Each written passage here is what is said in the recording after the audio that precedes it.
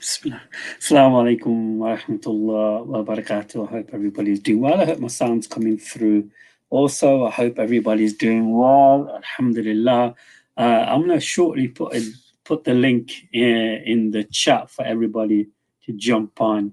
Today is a bit of a open forum for everybody to talk about. For those individuals who are sobbing over the loss regarding the football today, the World Cup, feel free to come on. And for those people who actually support France and who are, urging France to win the World Cup, or any other team who is currently right now in the stages of hitting the final, feel free to come on. I'll put the link in the chat today. And guys, just feel free to come on, inshallah. Bear with me. Yes, I hope everybody's doing well. I hope my voice is good. Alhamdulillah. I would like to say I've been watching brother EA Dawa, brother Friendly Muslim, Maliki Click, or brother Isa Dawa. I've been watching their YouTube channels recently, and they've been doing some excellent work, especially EA Dawa, brother Khalil, and brother Friendly Muslim. They've been doing some fantastic work. MashaAllah, their streams have been so beneficial. And brother Maliki Click also, the Muslim Cowboy, and of course brother Jay, and all the rest of the brothers, MashaAllah, on their Dawah channels have been doing so well. So guys, is just like a chit chat today regarding the World Cup. What do you think so far of the World Cup? Do you think it's been a good way to give Dawah? Do you think that a lot of the non-Muslims have kind of experienced the hospitality of the Muslims? So yeah, feel free to come on. And for those people who are crying, who are upset or sobbing like little children regarding the loss of England, feel free to come on and talk about and share your feelings. So yeah, guys, I love to, I'm happy to listen to some of your stories. It's interesting, because the World Cup, the competition itself, I think it started in the 1930s. And I think it was England who actually started the World Cup and started football. We got brother Mustafa joining us. MashaAllah, excellent. Assalamu alaikum, brother Mustafa. Long time no see, long time no hear. How are you, my brother? Wa alaikum salam rahmatullah. Alhamdulillah, brother Mohammed. How are you? Good to see you, brother. No, it's really nice to see you, brother. You sent me some video links, and I've been at work. I haven't been doing any streams or anything. I've been so busy with studying and work. So how you been, brother? What's happening? Alhamdulillah, brother. We were doing some dawah today in Stratford, East London. Very cold it was, but alhamdulillah, I had some good conversations with lots of people. So that was pretty good, and keeping a little eye out on the football as well. Seeing Morocco, mashallah, they're through to the semi-final, so that's good news there. And also, obviously, England's defeat, which leaves them out of the World Cup.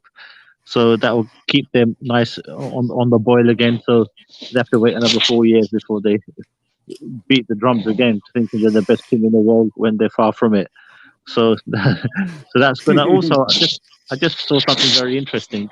I think I made mention on the previous show that the opening ceremony to the World Cup was not shown by the BBC in protest of supposed Qatar's anti-LGBTQ stance.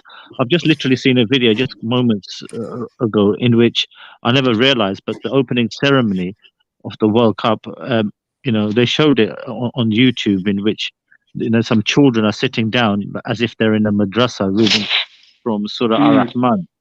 So that was beautiful to see. I never even realized. But that could well have been the reason why, in addition to the LGBTQ stance of Qatar, but they probably didn't want the people seeing, this like new type of ceremony taking place for Islamic dawah purposes. It could have been massive. Imagine the whole world watching that. And it's very interesting. The BBC took the position not to show the opening ceremony, but they were quite happy to show all the games. So that seemed a bit of an oxymoron. So that's just an observation that I thought I'd share with you. Brother, that's a very good observation. And I actually do feel, brother, I think you've got some issues with your mic. Maybe it's too close to you or something. It's like some scratching noises. So maybe, I don't know if the mic is close to your clothing or something. Oh, is that any better now? Can you hear better? Yeah, that's better. MashaAllah. It sounds like you got a budgie or something, like a budgie kind of like. Yeah, so yeah, brother, you made a very good observation there. I think the effect of the Qatar World Cup, brother, I think it has had a huge impact upon non-Muslims who've actually, visually seen the hospitality and the actions of the people who live in Qatar, and some of the experiences from people who work there, from the non-Muslims. And I do feel very strongly that certain media outlets, you mentioned one of them, are scared that the true narrative will be leaked out. That the narrative that they've been force feeding the world, that the Arabs are like a uncivilized group of people and savages and so forth, and we oppress our women and all this. I think this narrative now is going to be shredded.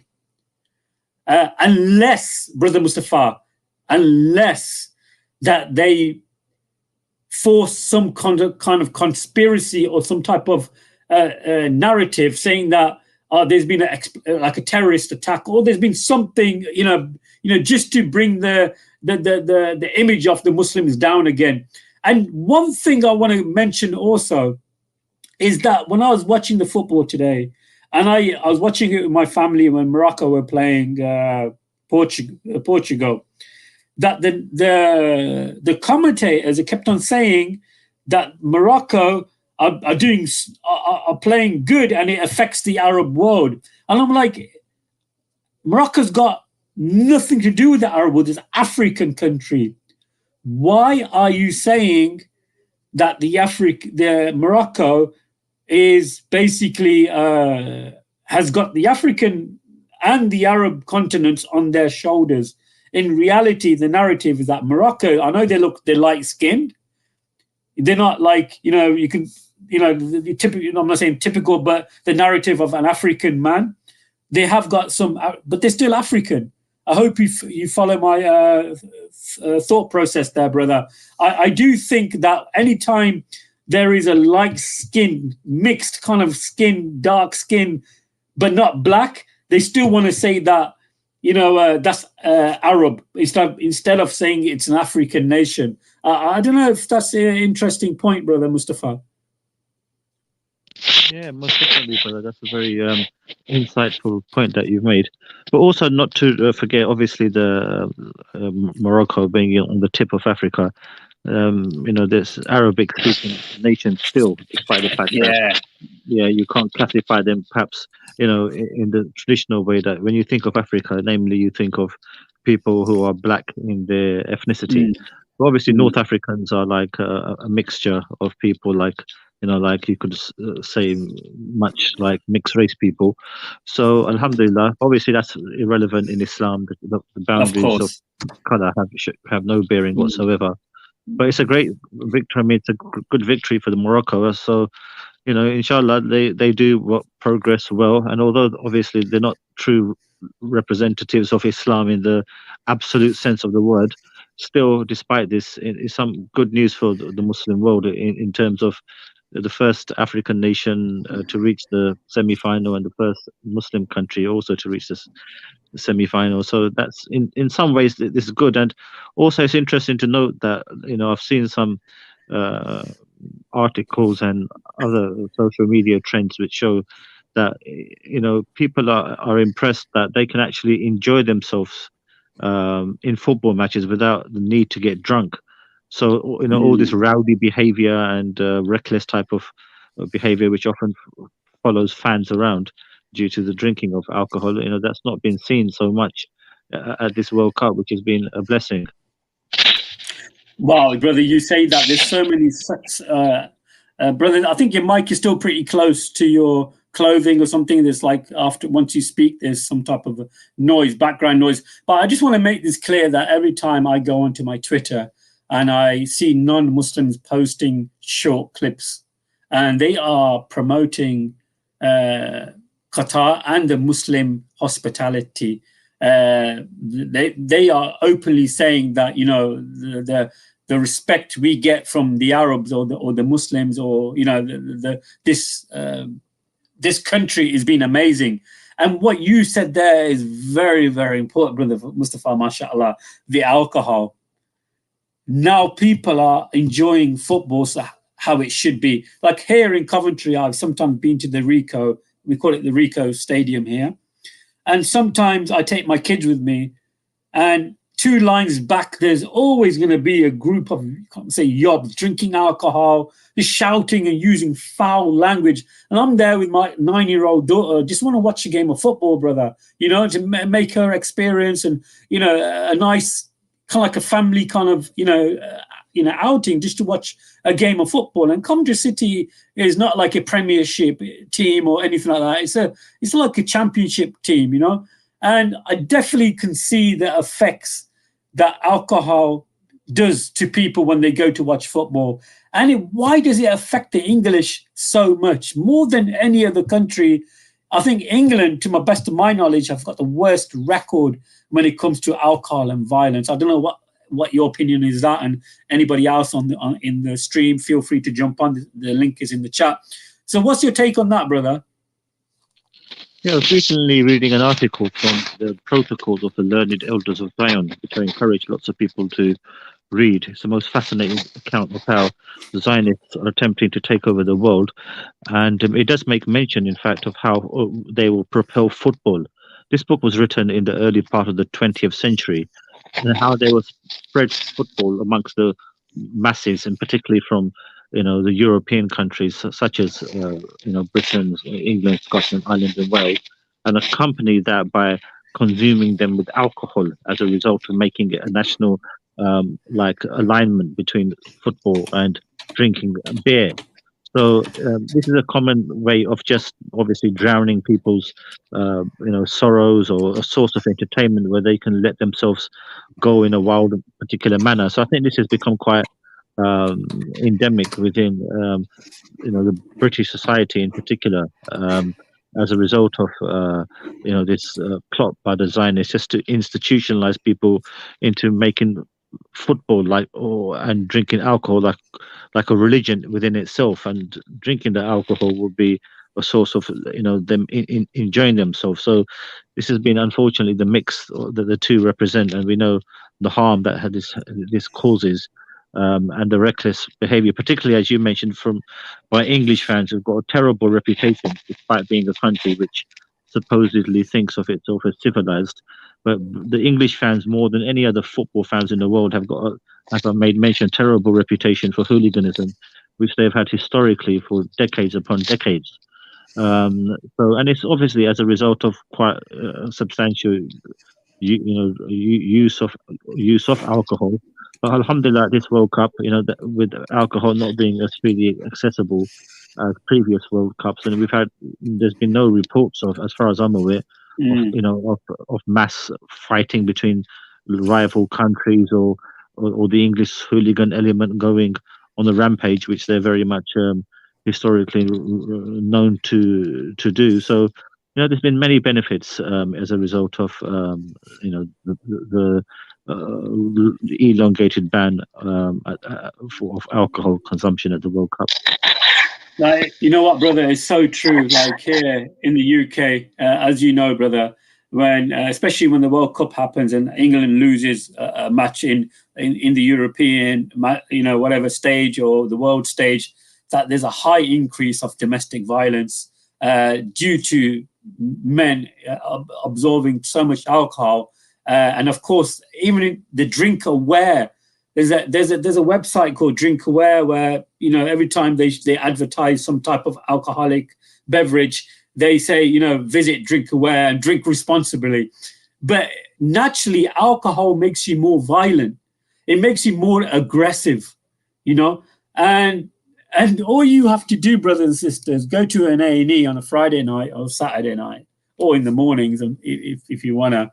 And you see how much the A&E and NHS is stretched to its limits due to people, and unfortunately sometimes it's the women and all, brother.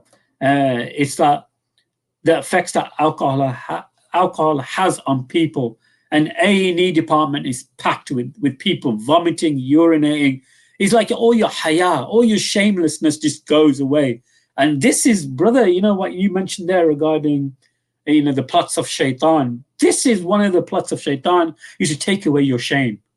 And you just do what you like. This is why the LGBT and all this kind of comes into it. Also, is that once you're Allah subhanahu wa ta'ala and the Prophet sallallahu alaihi wasallam said, once you have no shame, do as you want. And this is what happens, brother. What's your take on that, brother Mustafa? I'd love to hear that. But yes, brother. So what's the specific question? Well, I said that alcohol basically makes you more aggressive.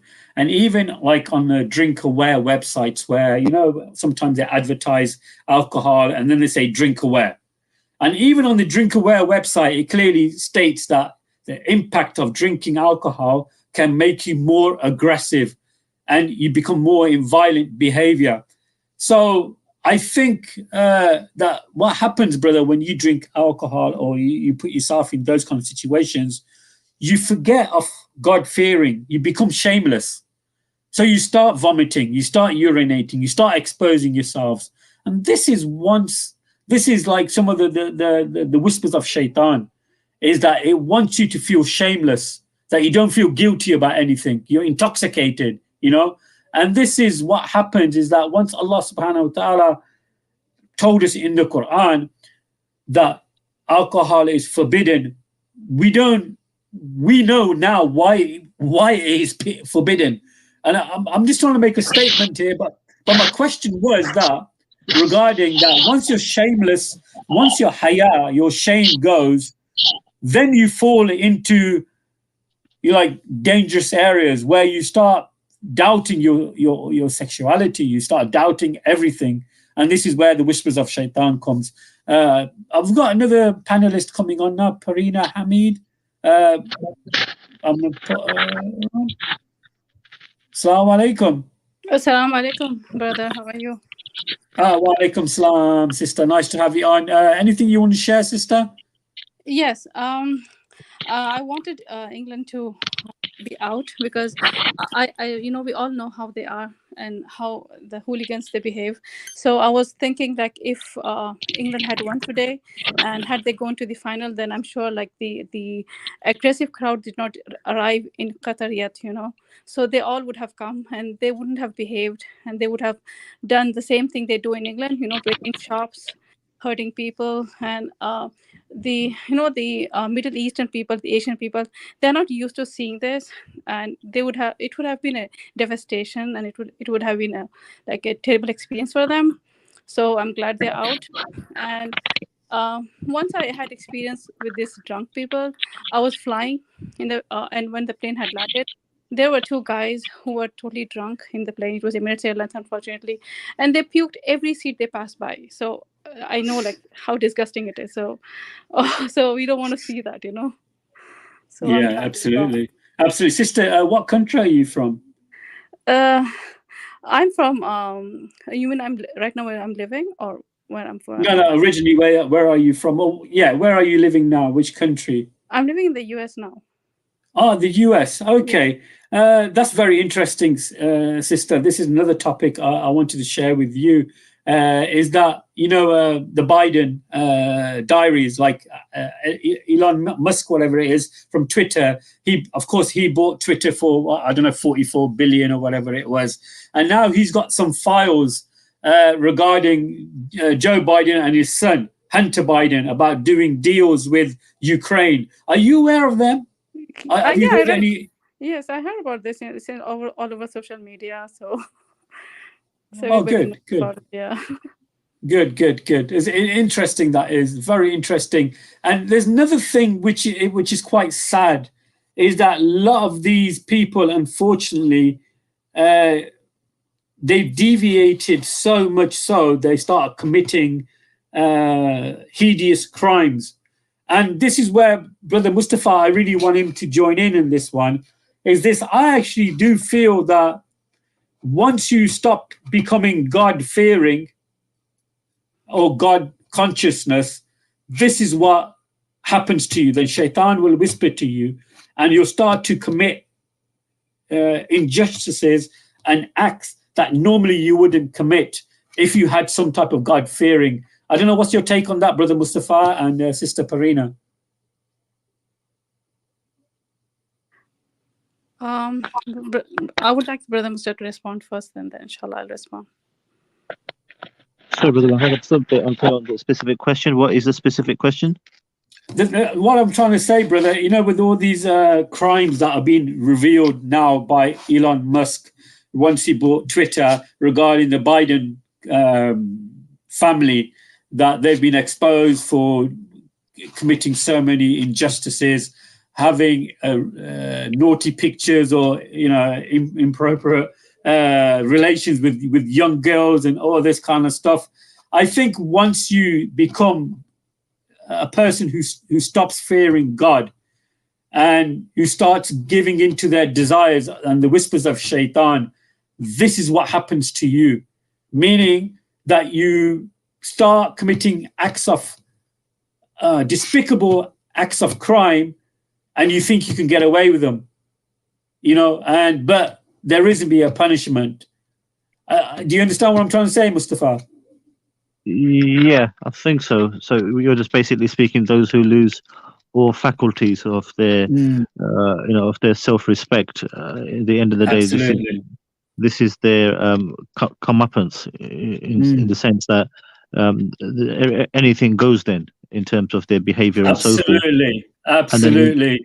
And then when they lose the fear of Allah, because don't forget, these people are essentially, they are maybe presidents or prime ministers, but they're just mouthpieces for, the actual people who control the world, i.e., heavy industrialists or bankers and so forth. And they're the people who set the policies, you see. So it's very important to note that they are just, the face of the representative face of the people who really control the world in this sense.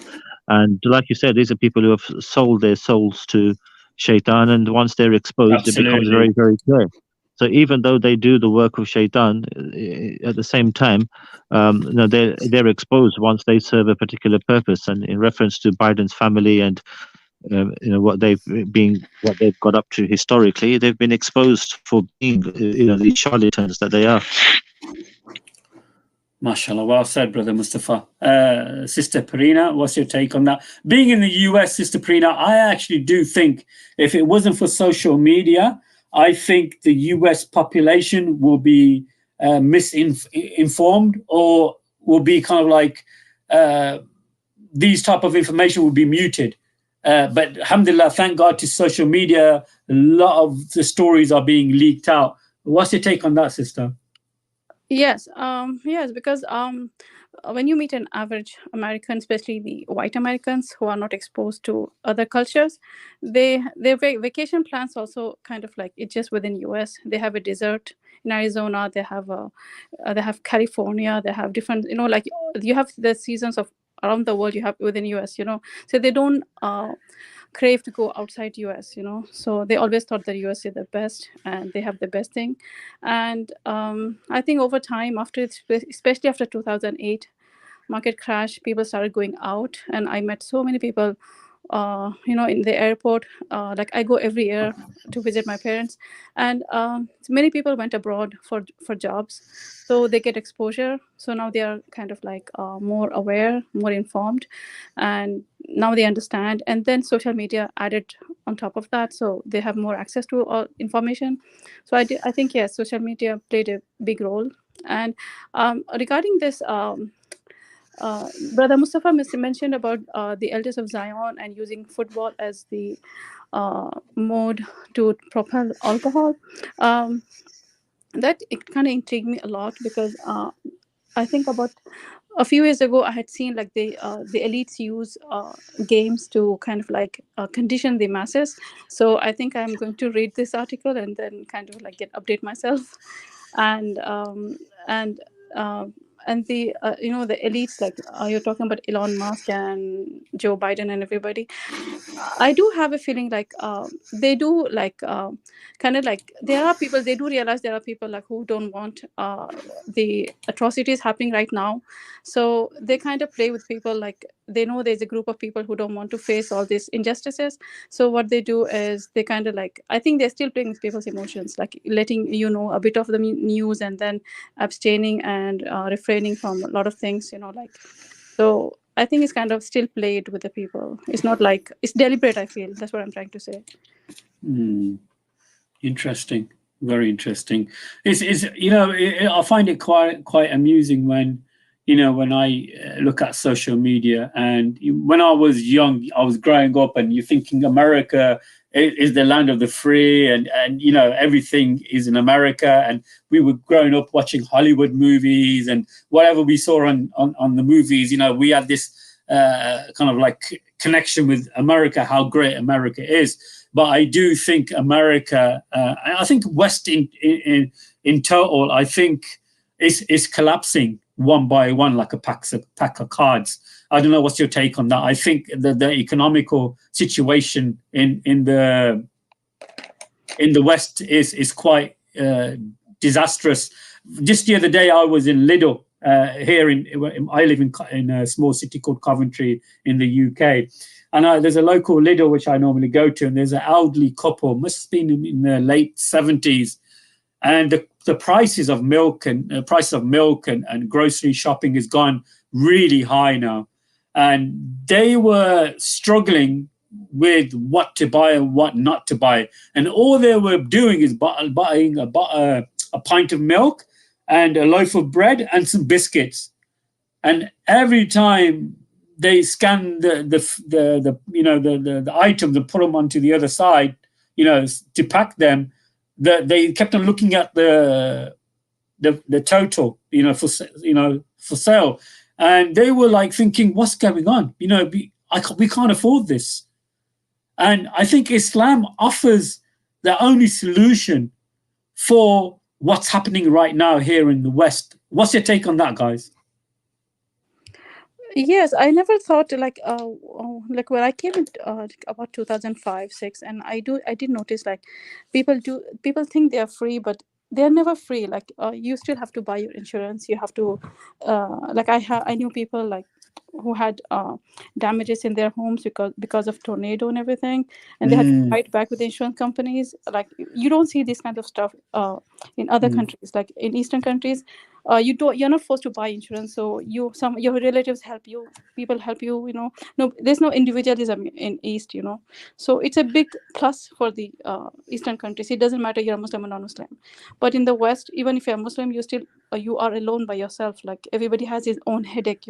Nobody can afford to help you. So it's unfortunate, really. Yeah, Brother Mustafa, what's your take on that? Do you think this is a demise of the Western world, especially what's happening right now economically around the world? I mean, I would say there's definitely a massive pressure on the Western economies due to so many factors. Just a quick side point, Brother Mohammed. It's interesting that the soccer player who missed the penalty for England today, who was put under tremendous pressure to wave the flag of the LGBT community, the very individual who's been at the center of this, probably through no, asking of his own. He's been humiliated worldwide. The flag bearer of the LGBTQ. Harry Kane, the guy who missed the penalty. So that's just a side point. But going back to the initial point. It's a good point. Very good point, brother. Yeah, alhamdulillah. And just going back to the central issue of the pressures on Western economies, and the fact that individuals now are barely able to even feed their mouths, let alone lead a life of luxury or comfort. A lot of houses here in the UK, people can't afford to warm their homes in this particular cold period that we're going through. Here in London, in particular, it's very, very cold, and there's so many people who can't even afford to, eat, 3 healthy meals a day, let alone warm up their homes. So there is definitely a crunch taking place, and the saddest factor is that when we have people that Charles, who's the king of the country, who makes reference to the fact that in his speeches that our countries are going through an economic pinch and difficulties, and we'll be helping in whichever way we can to give less well-off households some discount on energies and so forth to warm their homes whilst they live in luxury and live in Absolutely. total and utter ease. They've got no worry about conditioning their homes and wherever they live, smelling totally of hypocrisy. So when the masses are under such subjugation and under such pressure, naturally, it's going to cause resentment amongst people in general, and hence we see, as a result of the pressure on the economies. And I've got my own reasoning as to why this is all happening. Again, we look at the protocols of the learned elders of Zion and understand what type of pressure they put on Western economies in order to propagate their values, which is contrary to the values of what Allah has revealed. And hence, by this way, you can see these economies ebbing and dripping away. Because once you declare war on Allah, then by proxy you're going to be defeated. But this is essentially a Zionist understanding. This is their policy of putting such pressure. They're the ones who have been the propellants of the LGBTQ and atheism and feminism.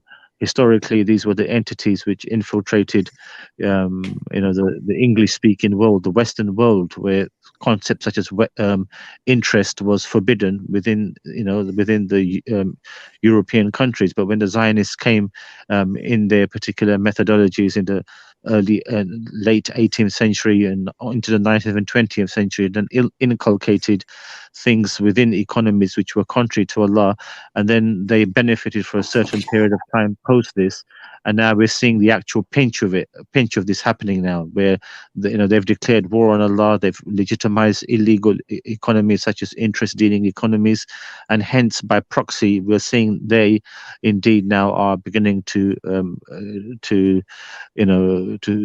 dwindle away.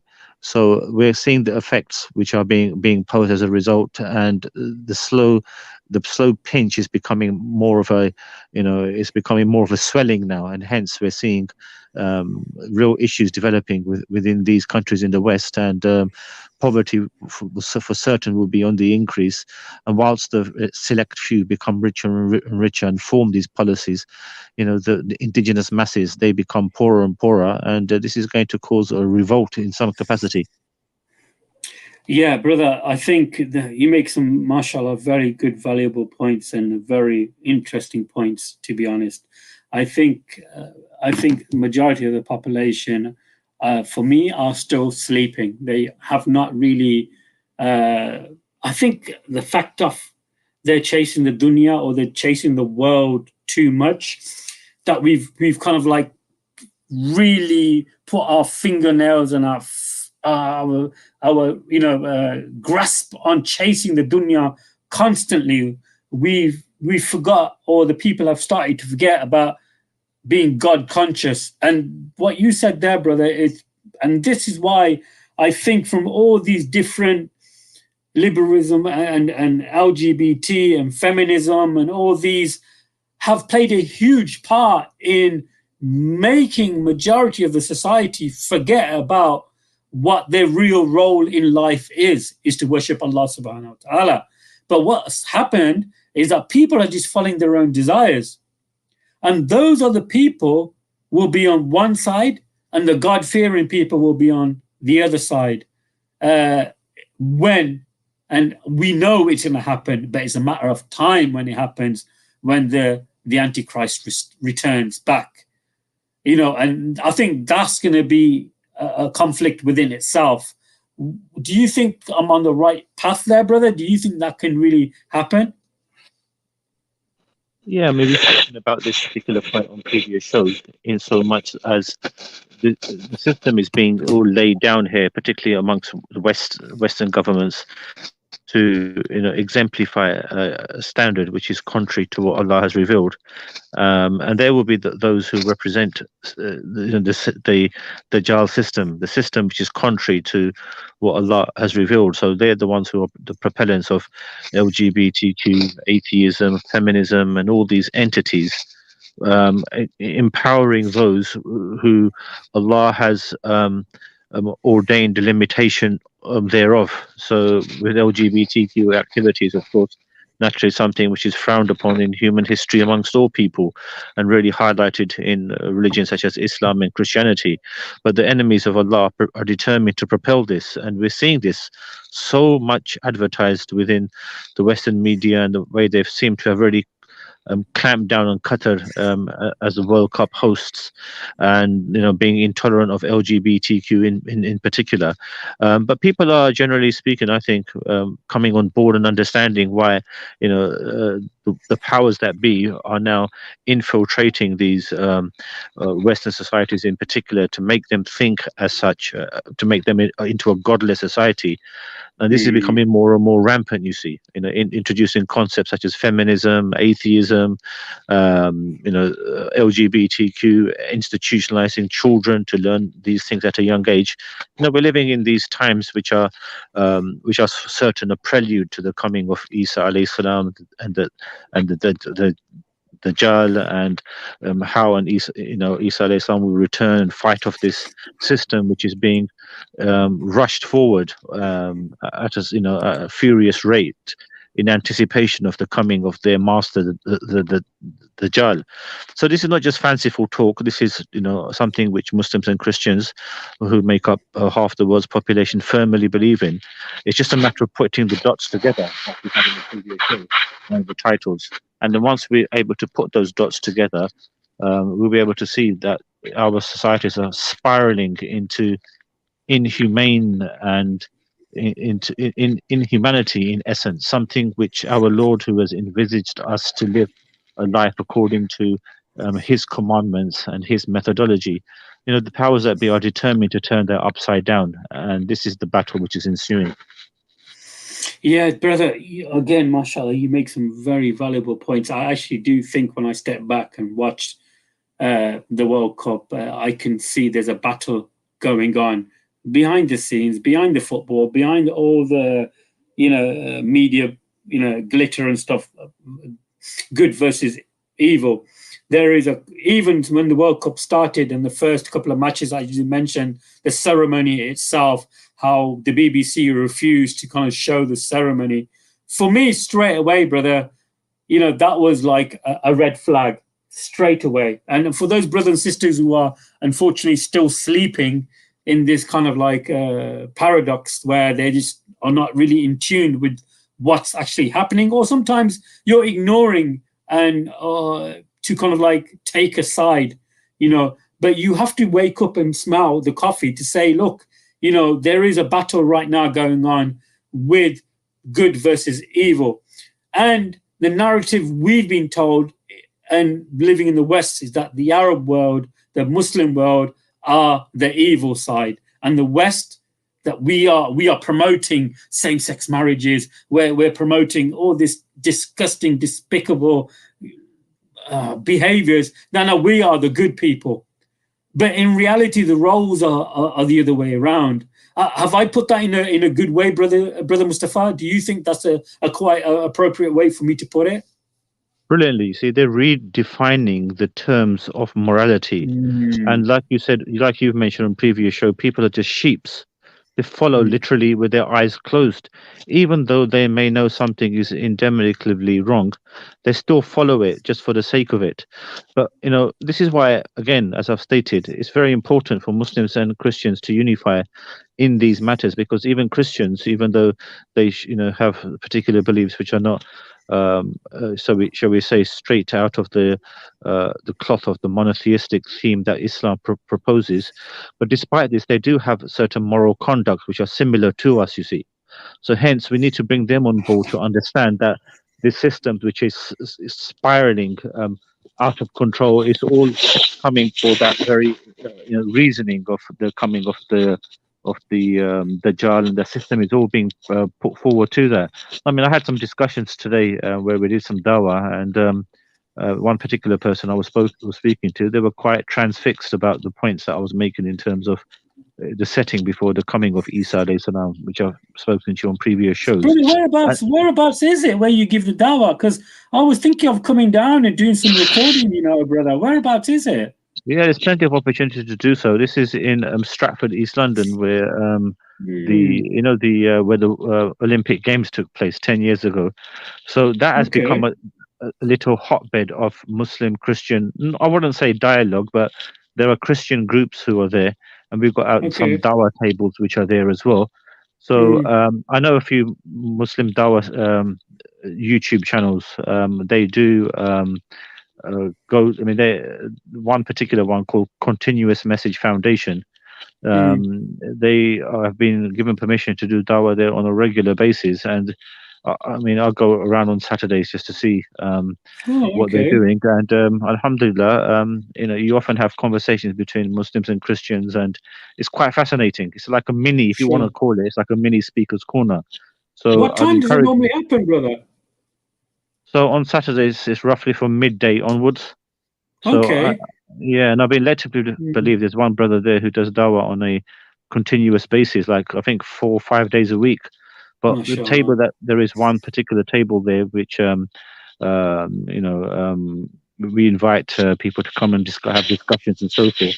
So that takes place, as I said, on Saturdays from midday onwards, and we do have some very interesting conversations. But one channel to look out for is called as such. It's called Continuous Message Foundation, and people can watch that and then take things from there. Yeah, mashallah, very interesting. I think I might make a trip up there soon, inshallah, to get some footage. But I'm planning to go to Speaker's Corner next Sunday. I think that's going to be the 18th. Inshallah, I am planning to go to Speaker's Corner. And to be fair, I was planning to go tomorrow, but I got called into work, unfortunately. So I was going to pop into Speaker's Corner tomorrow, but God willing, inshallah, I'll be there on Sundays. Next Sunday, the 18th. I think that's the World Cup final, but I'll still probably make my way to Speaker's Corner. But yeah, guys, feel free to come on. The link is in the chat. Just click on the link and feel free to come on. Brother Mustafa has got some amazing information that he shares, and it is very beneficial, guys. And Brother Mustafa, one thing he does is that he makes you awake. He makes you aware of what really is actually going on. And to be honest, brothers and sisters, all you have to do is watch the advertisements mid-football matches when it's half-time. All they are telling you to do is drink alcohol, eat fast food, and buy stuff. Just keep buying stuff. And for me, and I was actually talking to my family today when we were watching the advertisements, that majority of the people in every advertisement, it's a colored person or a black person. You hardly get Caucasian white people, in advertisements. And there's one advertisement that really blows my mind is some type of perfume or something where there's a blonde woman and there's a black guy in a black man, African guy, standing on some rocks or something. And I'm thinking, what has this black man got to do with this blonde woman? What has it got to do with the perfume? I don't know, Brother Mustafa, I don't know if that baffles you sometimes, but, sometimes these advertisements, they do have like a secret or some type of imagery that they really want to portray to you guys.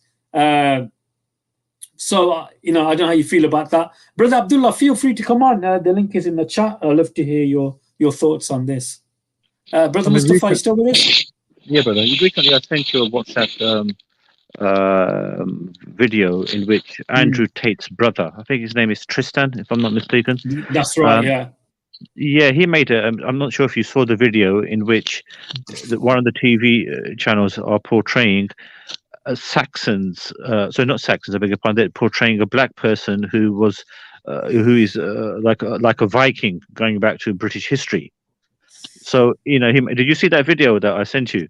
It was No, brother, I haven't, brother. I haven't. he was making the point, how can black people have been Vikings? This was normally Nordic people who were representatives of such, but such is their desperation to amalgamate black people through even history which never featured them, in reference to all those points I've made about amalgamating black people in regards to the hadith I made mention about the black and white unity, and these will be the people who will fight against the Muslims in the end times. Hence the desperate attempt to eulogize black people within the media in particular and in society in general. That attempt to crush racism is all being done in readiness for these people to fight against Muslims going ahead in the future, from mixed race people who will do as such, you see. So we can see the game being set. And like I said, that film, Trading Places with Eddie Murphy, 1983, that really indicates what they're trying to do. But people are not aware, you see, why this is happening. Why are black people being propelled into the very highest forms of society, and a massive attempt is being made to crush racism? It's as a result of these future events to occur, where there will be a clash between the good and evil, those who will represent the forces of the Dajjal against those who will represent what Allah has revealed. So amongst a Christian-Muslim unification in these matters, in which there will be these future conflicts to occur between immorality, which will be those who represent Dajjal, and those who are believers. Even amongst people who are from the Ahl al-Kitab, they will join forces with us to propel or to reject the very moral conduct that the Western societies are particularly going down towards. So they'll need their forces at hand. These Dajjal forces will need their forces at hand, and amongst these there will be mixed race people who they will send onto battle. And the film The Trading Places indicates what they're up to. They're doing that for this purpose of elevating the black person, so that their offspring, who will be thinking that they can they're fully amalgamated into society, and these are the very people who will go forth into battle. But in the background, the Caucasians will remain in the background in dominance, although they will be few in number, and they will send out these black people to fight against the Muslims, and even some Christian forces who will be aligned with the Muslims as per Islamic eschatology in these Dajjal scenarios, in the prelude of the coming of Isa alayhi salam with Imam Mahdi as well. So we're seeing the trap is being set by the Zionists now like never before in history. They read our hadiths better than we read them, and they plot and a plan with that. And they're fully they're fully aware that they're meddling, and they're the methodology that they're going down towards, which is very much unknown to the ordinary layman, but our eschatology tells us exactly what they're up to. And all we got to do is open our eyes and observe our surroundings, particularly if you live in large city areas like in London or in other such cities. I can speak in London because that's where I'm from. So, but in essence, just by observing how society trends have changed, the demographics have changed, ethnicities have changed. Why is this happening? This is all being done for a new world order with a new morality, propelling the Dajjal system, and this is all in reference to the battles which are to ensue. So, and this is all a thick Zionist plot, unlike any plot is now propelling itself in the prelude to the coming of the Dajjal. Yeah, brother, that seems very interesting. Recently, I've been reading up regarding this plot in Germany with this far right. Wow, it's funny because it's like the media portray it as some type of like small group who try to take over Germany. I don't know if you brothers and sisters are aware. Recently, one of the kings or the princes of Germany, one of the monarchy, initiated a type coup to take over the German parliament, and it's a big thing. And the Western media have really kind of like just show little clips of some of the narrative, well, not the true narrative. Now imagine some type of extremist organization, Muslim, I'm saying, guys, Muslim organization trying to take over a country. It'd be huge news. It'll be war. It'll be absolutely all over the media, no doubt about it. And what's happened here is that you had a group of people, I don't know, funded by who they're saying the far right, and the king was, or one of the kings was involved. They tried to topple the German government, and these are far right people. I don't know, Brother Mustafa, did you hear about that?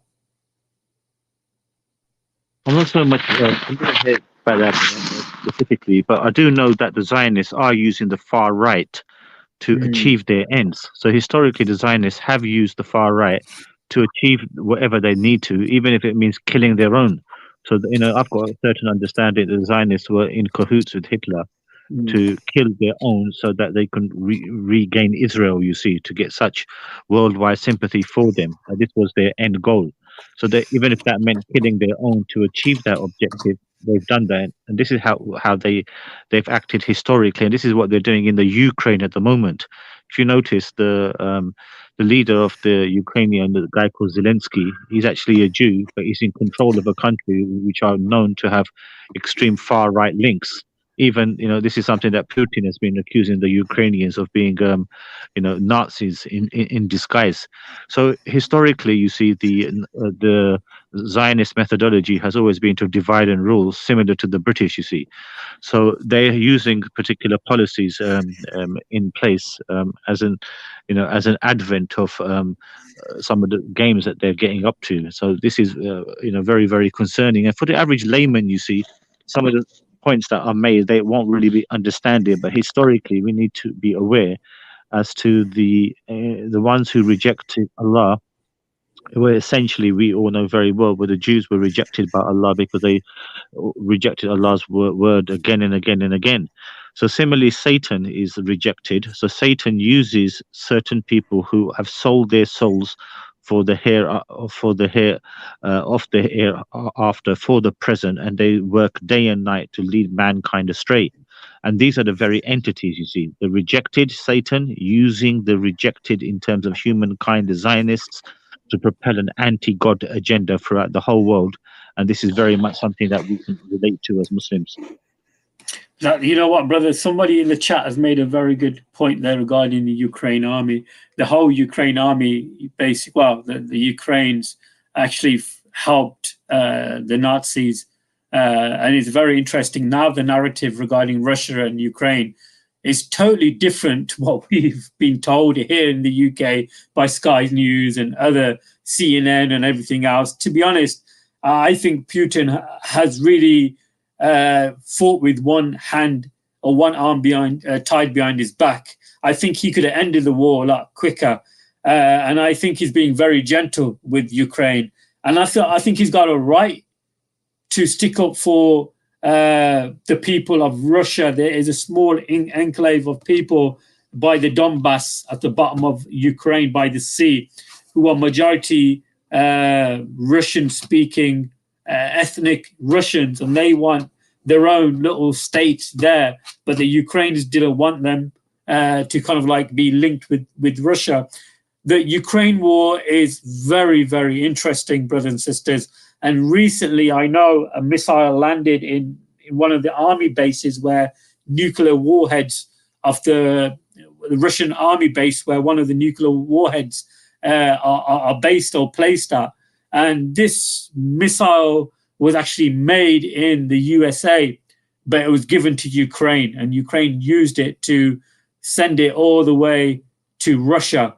And Putin is well within his right to take some type of anger or vengeance against the attack that's been done on Russia. And again, that is not shown on mainstream media. And this is what the narrative, what I'm trying to tell you, and Brother Mustafa is trying to tell you. We have to wake up. We have to see what's happening. We have to read our scriptures. We have to read the whole narrative, because we got to understand what the goal is. We have to understand what the goal is, and we have to put everything together And the only way we're going to put everything together is when we start reading and learning as Muslims and become stronger and become more God-fearing. Brother Mustafa, is your mic a bit better now, brother? Because I couldn't hear it that well before. Yeah, I mean, so I don't know. Sorry, I don't know really what's wrong with the mic. I'm just using my phone. Yeah, but you made some Okay. excellent points, there, brother. Very, very valid points. We seem to speak about the same things whenever we appear on this show, but it's very, very important for the Muslims in particular, who, and even Christians, to understand that these situations that we're seeing in the world, it's not just done. It's not just being done as a result of some, anti or intolerant societies who simply can't tolerate. We know, for example, Ukrainians and Russians are ethnically the same types of people. They're Slavic type of people. So they wouldn't have any animosity towards each other in this sense. And Russia has often referred to as Ukrainians as their brothers. But again, this implementation, because Russia and the Orthodox Church have particular values which are very much akin to the Muslim value as well, you see. Then there's recently I heard that Russia is passing a bill which will limit LGBTQ activities in Russia as well. So you can imagine the negativity that this would have.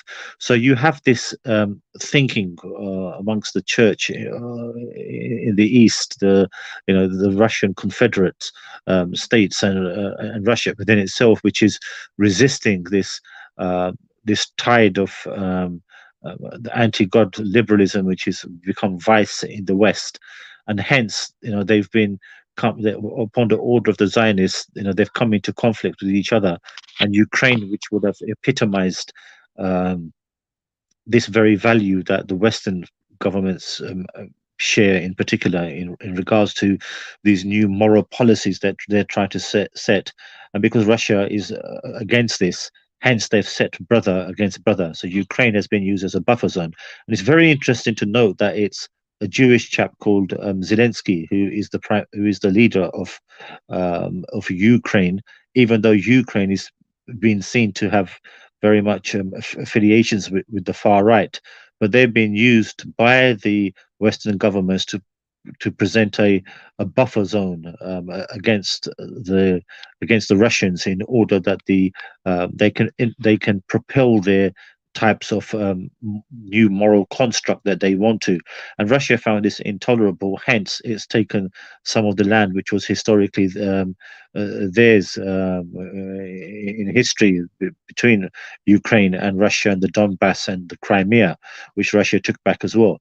So what we're observing here essentially is that the way the Muslim nations were carved up as a result of the destruction in the Middle East over the last couple of decades, the attempt now by the Zionists is also to entrap the Christian nations. And because on one hand, they're trying to use the Western Christianity, which has fallen into the very grasp of immorality, against the Eastern Christianity, which is held on to certain values which are common to Muslims as well. So this is the battle, and they themselves are going to spread this destruction, where they've done so to the Muslims, and they will do so to the Christians. And you can see them openly and flagrantly telling people this is what they will be doing. In an interview by A.B. Finkelstein, a prominent Jewish rabbi in the US, who stated this is one of their tasks, to make the Muslims to fight the Christians whilst they pocket in all the shekels. And this is what exactly, and then by pocketing all the shekels, they're then able to spread their vices throughout the world. They're the ones who set the tone of policy making and so forth, and everybody has to follow this. Hence the massive outcry by the West in terms of hammering down on Qatar for its anti-LGBTQ stance. It's not endemically be the West which is doing as such, but they're ordered by these financial brutes from within Zionism, which control mass politicians and economies. And if you read that book, The Protocols of the Learned Elders of Zion, in particular, it's available on audio on YouTube. There's one particular video which is about 3 hours 48 minutes, which is an audio reading of that book.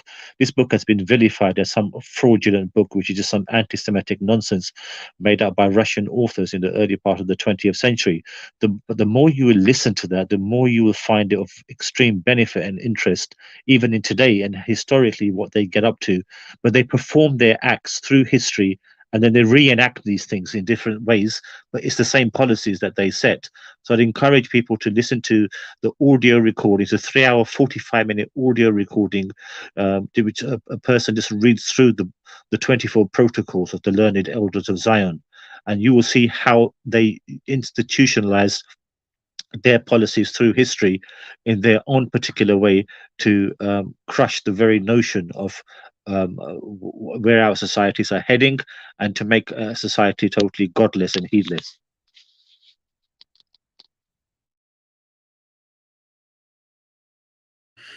Alhamdulillah. I've just kind of just gone through some information regarding the book you mentioned. I'm just gonna, okay, let me just,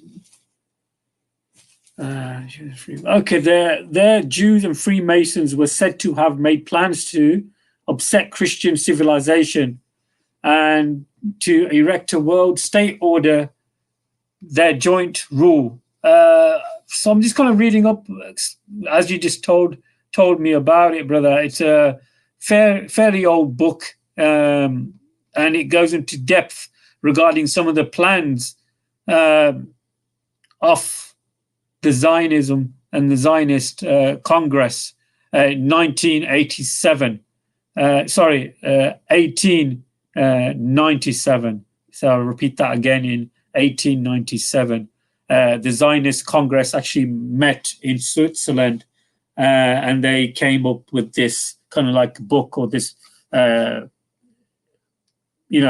conspiracy, or some type of plan to sabotage Europe in a whole. Is that correct so far, brother? I'm on the right path. That's correct. So, I mean, the name of the title of the book is called The Protocols of the Learned Elders of Zion. Now, what I've said is that basically they infiltrate societies. They have their agents everywhere who spread their anarchical views. And this is something that they're doing now, you see. Hence, if the ordinary Englishman who is just, say, a journalist in any tabloid newspaper, he doesn't do as they say, they will oust that individual. So hence, you will see an unanimous outcry against Qatar, for example, by all the media. It's because they're under the grip of these Zionists who work in such ways of infiltration. They have their own agents who are essentially those heedless of God, and those who are sell their souls for the of this life.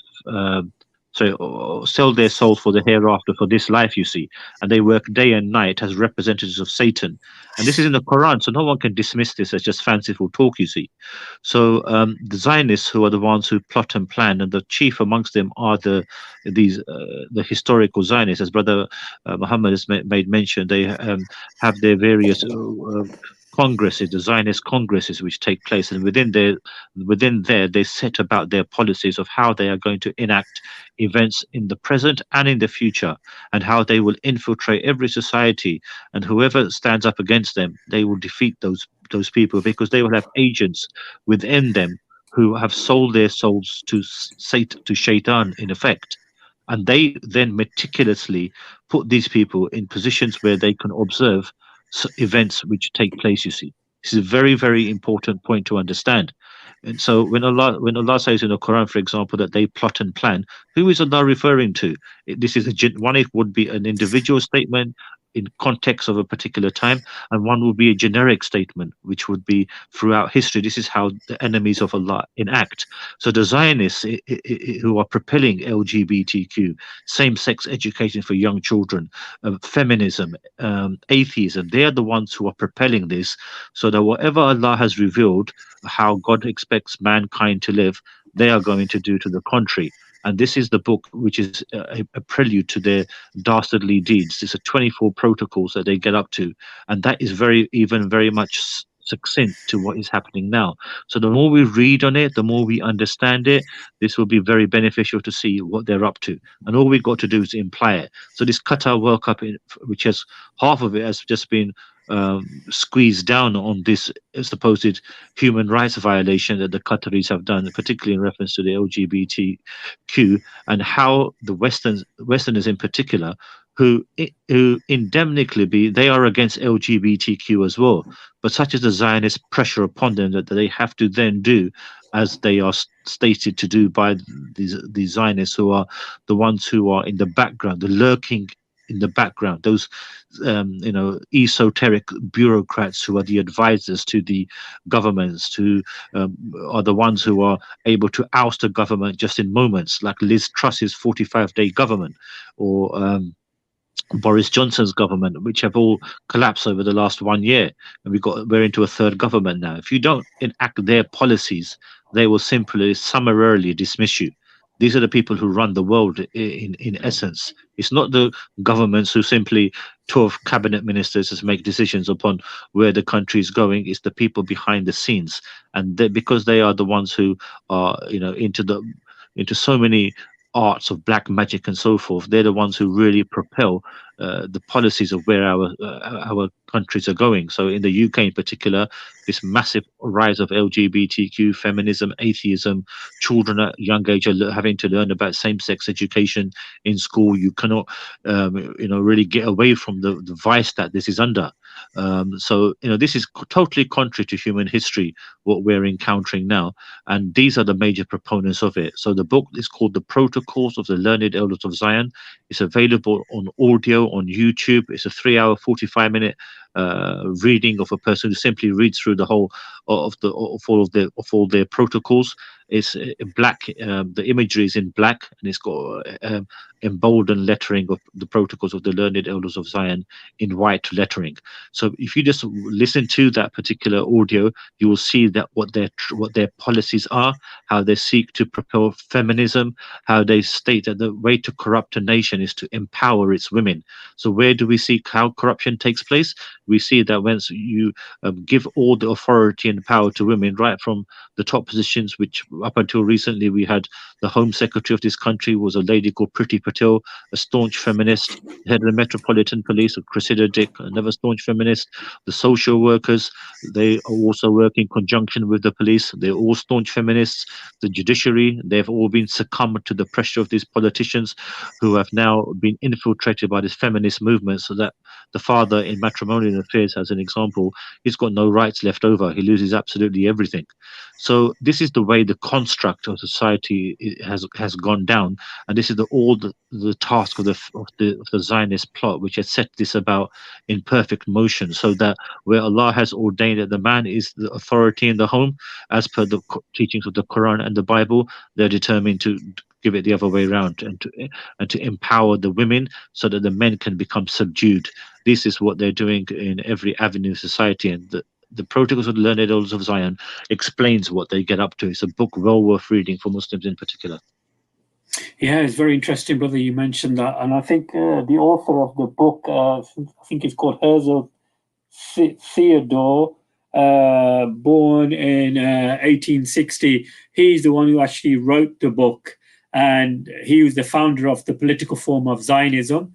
And his main movement or goal was to establish the Jewish homeland. And to be honest, he clearly says in the book that his idea was to take Palestine and then make that as the Jewish homeland. And within this organization of 200 delegates, a lot of them came from Europe, some from Western Europe, some from Russia, from United States, and majority of them were all businessmen. And it's very interesting that this first delegation met in 1897 in Switzerland. And I think this is where they started to sit down and plot and try to overturn and change governments and change the thinking process. And he lived in an environment when I think when France were going through revolution, and he learned from how he can influence certain people at the time of crisis to benefit himself and his goals. Brother Mustafa, are you aware of that? Absolutely, I'm fully aware of the Thomas Herzl, the founder of the Zionist movement, and he was a major protagonist.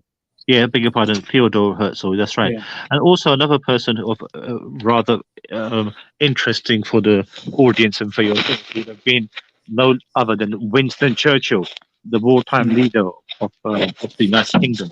He was also very much a confederate of this Zionist movement, and he was also a willing participant. Not many people know this, but he was an absolute advocate of the state of Israel as well. And he acted as one of their vicegerents in terms of appropriating the eventual statehood of Israel in 1948. So we're seeing this was a plan set decades in advance, and then it bore its fruition towards the end of the 1940s, and within a 50-year time frame, the state of Israel was born, and hence we've seen from there the destruction that has caused. So these are the plots you see which have been invoked within this particular movement. And this book wasn't actually written by Theodore Herzl. It's just some Russian authors came together to really expose the system that they were in. This was contemporary to the time of the overthrow, of the Tsar in Russia in the prelude to in and around the First World War, 1917, where and at that very point when the Zionists implemented their communist takeover. And that's where things such as religious tolerance and freedom in Russia was suffocated to the extent that that became an atheistic nation. So people such as Trotsky, who was an established Zionist as well, who infiltrated the Russian system, and they had hence incorporated communism within their societies. And this is some of the tricks that they use. But the actual book just tells you what they get up to in terms of infiltrating societies and really propelling them in this particular way. So they go contrary to what God has ordained for them, and it's a masterpiece of how they are in these positions of authority and so forth. And of more concern is who their agents are. These secret agents that they have, who are in the background lurking like shadowy figures, who are the ones who propel policies from the media through to politics, through to economics, through to the judiciary, every avenue of society. They've got people on board who are their representatives, representing Satan or Shaitan in effect. And these are the people who are implementing all the policies. Brother, it's very interesting. I'm just kind of like scanning through the book itself. It's like this particular Herzl, Theodore, actually went to Istanbul, known as that time of Constantinople, and he tried to speak to the Sultan there to kind of like twist his arm to grant Palestine as an independent country for the Jewish Theodore to make the Jews settle in Palestine. So some of the areas in Palestine were quite green and very good for farming. So his idea was to get some of the Jewish people to Palestine and start taking over that particular part of the land. And it says here that he tried to go and speak to the Sultan, but he never really got to see him. He failed to reach the Sultan because apparently his train, something happened to his train, stopped in Sofia in Bulgaria. And so he couldn't really make it to Istanbul because it clearly says here that he was the one who started this frame of thought that, we need to take over countries, and the benefit of taking over countries and influencing leaders is that then that the narrative we give to the population is going to be our narrative. And that is what's happening right now. Absolutely, Brother Mustafa, I totally agree with what you said. That's right. So, I mean, it's very much worth as I made mention now, that the audience that they do watch, it's very easily accessible on YouTube.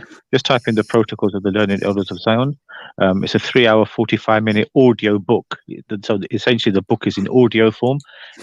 For people to make sure you're on the right link, it's simply got a black background, and in bolded white letterings, it's got the title, which is The Protocols of the Learned Elders of Zion. You can listen to it, take notes, which I strongly suggest you do, and you will then see the plots being set in place now for these events which are to occur in the future, all in the preamble of the coming of the Dajjal system, which we're already seeing being invoked now. And these plots take place decades in advance. They literally do. They plot and plan. Allah says they plot and plan, but Allah is the biggest plotter and planner. But yet we do. So one thing from this particular ayah in the Quran, we are observant that they are plotting and planning, and often plots and plans are done methodically with the view to a long-term goal, and their long-term goal is the destruction of mankind, which in essence would be going totally against what Allah has ordained, and hence we will see, mankind will be, the not what Allah has ordained mankind to follow, or the methodology in which Allah expects mankind to live, and hence these countries which are taking on the rulings of such policies which are being set by the Zionist movement, and unfortunately it's taking place everywhere, even traditional valued countries. You see, even when we watch this World Cup, although the emphasis has been so much on LGBTQ, there's been a slight peeling away of the Muslim, the haya of the segregation of the women and men. If you're watching football matches over the last couple of nights, Brother Mohammed, you will observe even Muslim female photographers and camera women who are, I'm assuming, Qatari, but at the very least Muslims, who are filming next to journalists who are male as well. You see, this is being peeled away as well. So even Qatar, which is holding on to certain Islamic values, but it's standing up against LGBTQ. However, you can see they're peeling away now at other things such as inclusivity of amalgamation between men and women. And these are slight points to note that the Qatar World Cup is showing to you. Only people who understand the methodology are understanding how this is being enacted. So that's a great example to show how the women who are dressed in proper hijab, yet they're close to men they are working with in terms of coverage of this World Cup. Yeah, it's very true, but you definitely can see that right now when you watch the football. Alhamdulillah, Brother Mustafa, has been really good having you on, and I appreciate your time.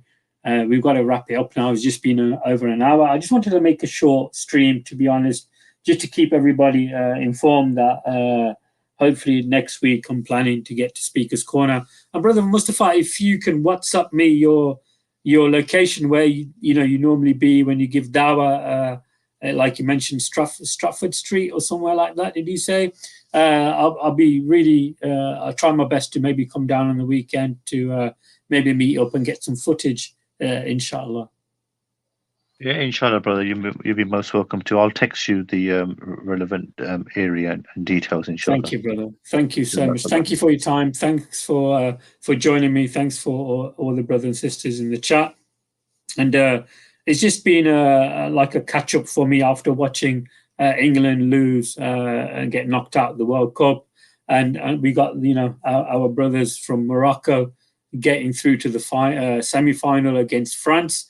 And there is a lot of colonial history when it came to beating Spain and now beating Portugal and now playing against France. So there is a lot of history, and I think this World Cup has really kind of like made people aware the real. It's not about football anymore. It's about what's happened and how the West portrayed the Arab world, the African world, and now, as everybody can witness and see, is that the narratives we are getting now on social media from people, non-Muslims, going to Qatar, watching the football, and enjoying the hospitality of the hosts and being guests is totally opposite to the narrative that the mainstream media give to everybody, that the Arabs and the Africans are backward people. Brother Mustafa, I want to finish on that narrative, if you don't mind, on a positive note, regarding some of the experiences that the non-Muslims are having in Qatar, and finding how the morals and the hospitality of the Arabs and how much they enjoyed it. Just on a good point, brother, to finish the show. Yeah, definitely. I mean, some of the positivities are that people who have gone onto social media platforms are sending their posts to say that the Western media hype against Qatar and its, intolerance of, things which they deemed as acceptable is totally not the case. So, for example, people now are understanding why they have banned alcohol through the tournament and the benefits that this has had in terms of the audiences, people enjoying the football as opposed to threat of any particular violence happening or people feeling sick at stadiums. People have found out from Western countries that they can actually enjoy themselves without getting drunk, which is a novel idea for them. Yet it's something which is something that they've learned an art of acting like decent human beings. So these are the values that Islam holds in generality. The World Cup has also shown there's been less imagery of of women in particular wearing claddy dress or exposing their bodies. I mean, we have seen that on some occasions in the football matches, but um, in general, even women have been reasonably modestly dressed from other nations at the World Cup, and I think this has caused a particular interest in Islam. If you look at, for example, the Argentinian football fans who have been very much lauded for their support of the Argentinian football team. A lot of these people have shown an interest in Islam. We've got people who are people who do dawah there. We've had eminent brothers go out there to do dawah, to speak to people of different nationalities during the World Cup, and they've had many conversations with people, and they found it very very beneficial.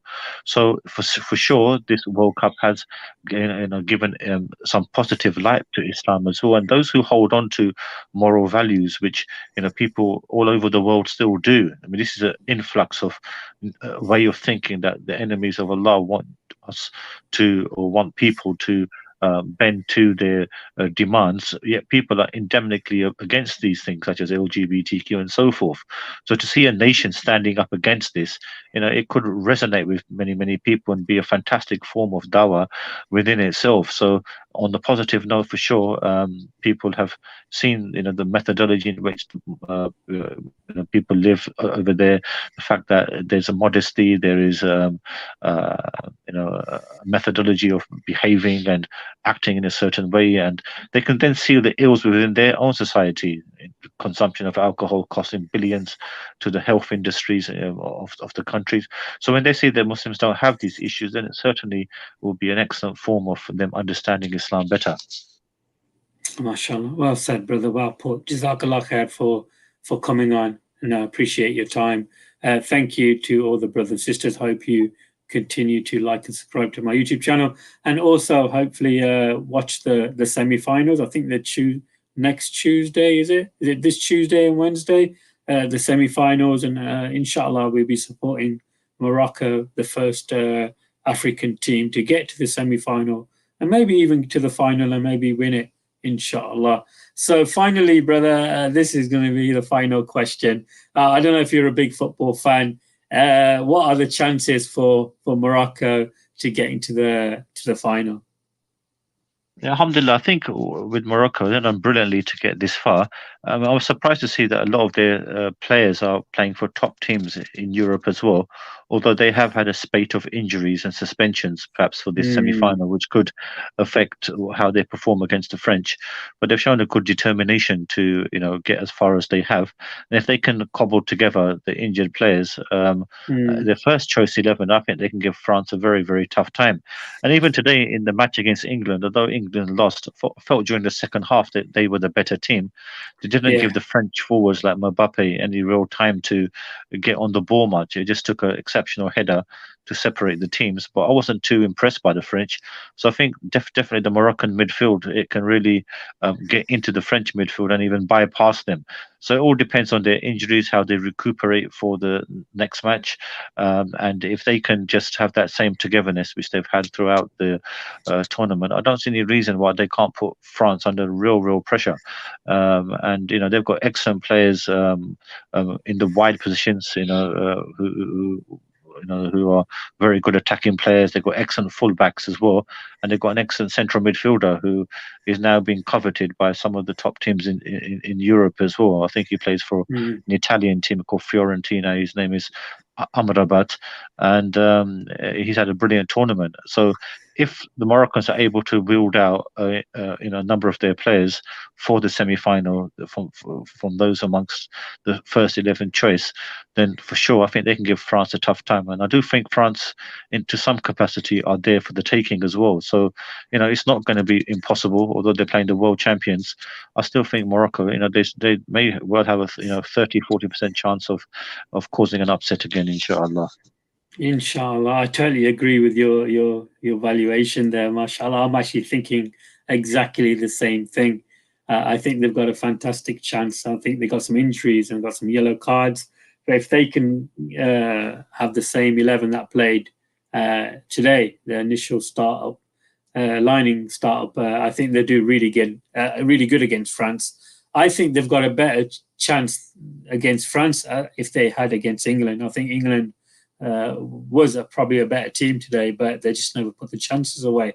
But yeah, I definitely think France are there for the taking, and inshallah, Morocco will get through to the final, and that's a great achievement in itself. And inshallah, it's good when you see the Moroccan players, with their family. I don't know if you've seen towards the end of the game, it's like they won the World Cup at that particular stage where they started to get their family members onto the pitch, and it was really nice to see. If it was like a Western country or the England football team, there'd be this fighting and shouting and drinking loads of alcohol and puking up everywhere. But yeah, Brother Mustafa, thank you so much, and inshallah, looking forward to do another stream with you in the future. And thank you to the brothers and sisters watching, and assalamu alaikum wa rahmatullah wa barakatuh. Wa alaikum salam.